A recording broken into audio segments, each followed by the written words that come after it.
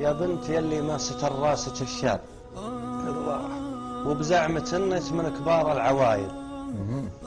انا بقول الحق والحق ينقال، اللي تستر هي بنت الحمايل. صح. ما هو في كشخة وخاتم وسلسالة ستر العيال الحمايل دلايل. الله. يا بنت لو قلتي لي المهر بريال والله فلا عنز عليك السلايل. والله لا خطب لي على راسها جلال لو كان مطلبها 80 حال. الله. انا اللي مني خطبت، انا اللي مني خطبت ابغي عيال، ابي العيال اللي تشيل الثقايل. ولو من خطبت اختار العيال يا الخال، والدين عندي هو سيد الفضايل. قالت قسم بالله ما شفت رجال مثلك بغى حجر السنين الاوايل. قلت الصحيح يصح لو مرت اجيال ركب الكدايش غير ركب الاصايل. ما هو بذنبي ما عرفتي لك رجال، ذنب الزمن خلى النشامه قلايل. يا سلام. ولا نيب لا رجعي ولا جيت خيال، ولا شايل سيفي وصايل وجايل.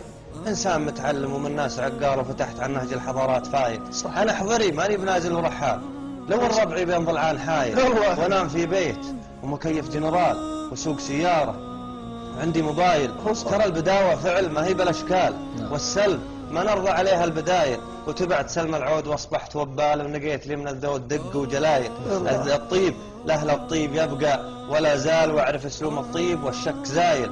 ولا شفت انا عقال السناعيس ميال غصب عليه عقال راسي حماية. السالفة عليكم زود، السالفة ما هي تميرة عقال، السالفة دم من بهالعرق سايل. يا بنت دام الدم بعروقنا سال، كل على فكره من العقل، كل على عقله من الفكر شايل. لكن لو قلتي لي المهر بريال والله فلا عنز عليك السلام.